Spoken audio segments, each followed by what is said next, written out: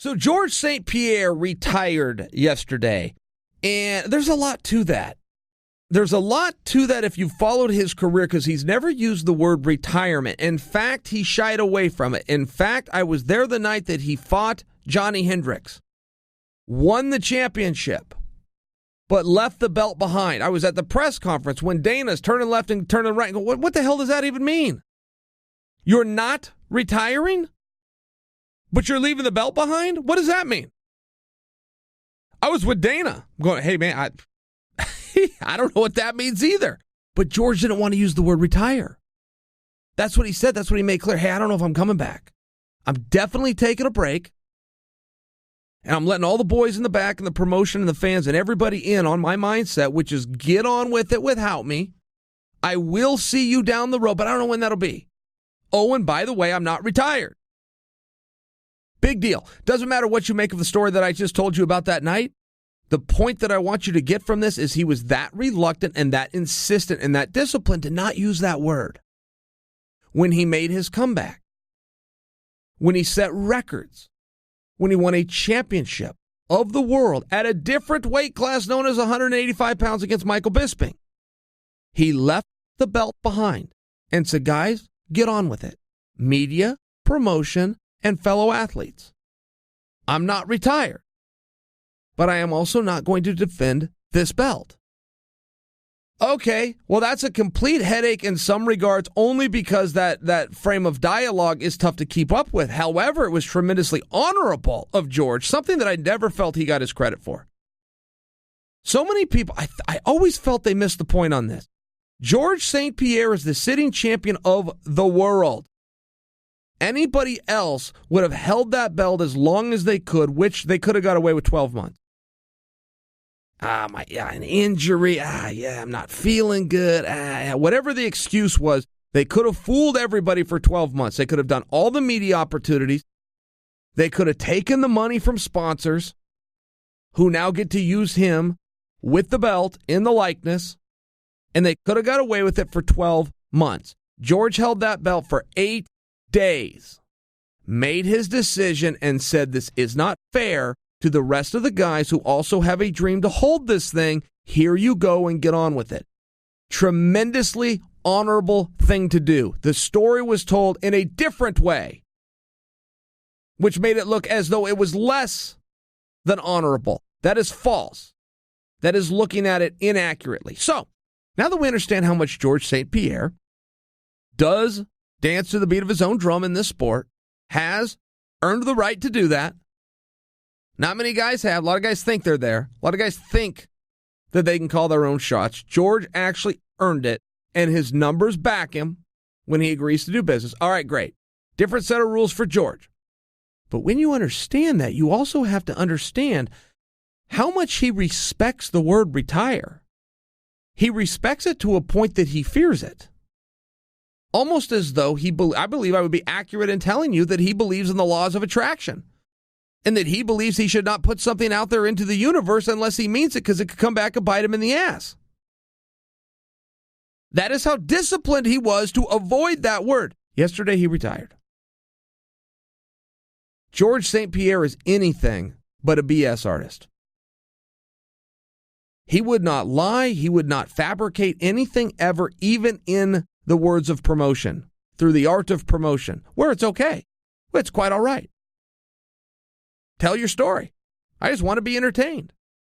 I don't give a damn about the facts. You're not under oath. Come out and entertain me, George. Even with that built-in protection, Georges St-Pierre has never evoked it. So I don't think I'm right to question him now, but I cannot help but question, did we get the accurate info on the Swan Song? Because the story goes like this. George was ready to fight one more time. It was for the 155-pound championship against Khabib Nurmagomedov. He wanted that champ. He wanted to break history. He wanted that on the line. And he was willing to put his body and his skills and his reputation and his legacy against his belief that he is the guy that could pull it off. And the story goes that the promotion said no. And therefore, George, with having nothing left that he wanted to do in this sport, said, I'm going to retire. First off, it's very hard to keep a secret in this sport. So if Georges St-Pierre was pining for a fight with Khabib Nurmagomedov, I do feel as though I would have heard about it, and I didn't. Secondly, I find it troubling to conclude, sorry guys, I had a phone call coming in there. I find it troubling to conclude that the promotion would not take that fight. I realize the problems that come with it. I realize history repeats itself.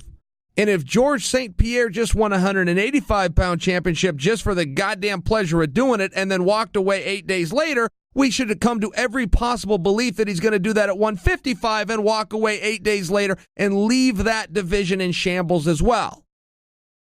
I would just ask you, if you're the promoter, is that big of a deal?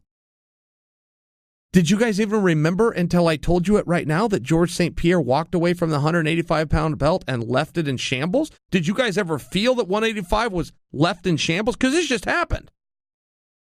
At any point in the history of the lineage of 185 pounds, was it in shambles? Because I don't remember that. I do not remember it that way.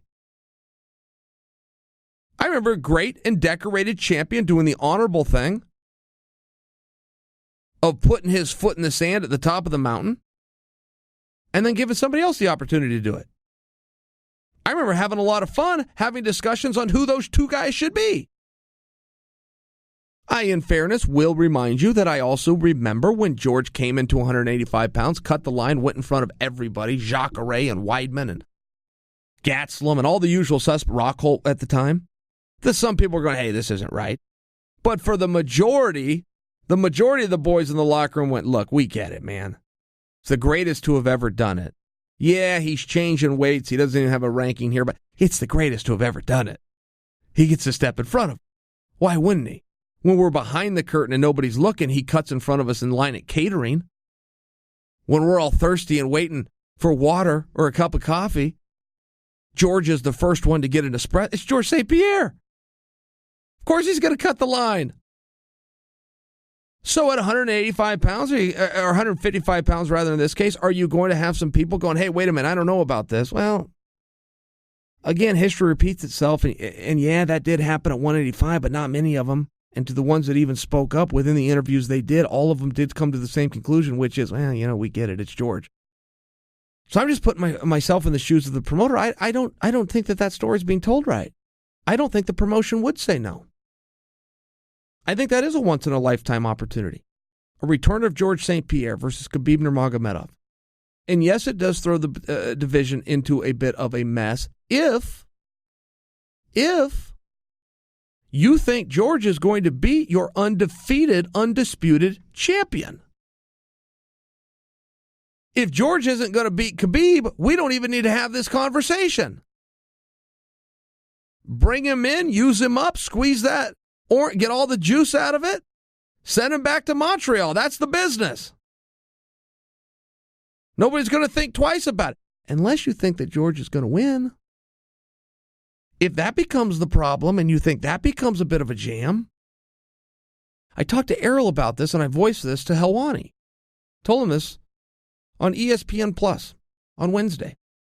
And he said, oh, no, Chael, they just don't like the way that George does business. They don't like the way that George wants to come in on one-offs. These guys are contract guys. These guys are long-term guys. I said, Errol, I see your point and you are not wrong. I do not dispute anything you just said.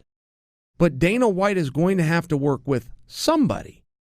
So if he has the headaches that George brings to the table, you can't tell me that he's not feeling headaches with his sitting champion who's in the principal's office on suspension and telling the world he's not even coming back when the suspension's up, or his number one contender, Conor McGregor, who's also in the principal's office. I don't buy it. You put that in conjunction with the fact that the story that I just told you came out and Khabib Nurmagomedov instantly went to social media and said, whoa, I'll fight you, George. So now I'm supposed to make believe that Georges St-Pierre was having meaningful conversations with a promotion who allegedly didn't want him. That stuns me. I know those guys. I know those guys inside out. You're telling me they don't want Georges Got a problem with that. I got a problem believing that. But now you're telling me they tried to make a fight with Khabib Nurmagomedov, who Khabib's social media account alone tells me Khabib was never brought in on? Khabib did not even know that George wanted that fight and was putting the entire rest of his career on the line to do the fight until after the fact? I'm not saying somebody's lying here. I am saying there are multiple sides to every story, and we have not gotten this entire story. And leave it to none other than your old pal Chael. I will get to the bottom of this. I will recap this for you. I will go to Dana, I will go to Khabib, and I will go to George. I will single-handedly piece this thing together, but we are going to find out what in the hell got in the way of the great St-Pierre against the great Khabib Nurmagomedov, and we're going to do it right here on this show.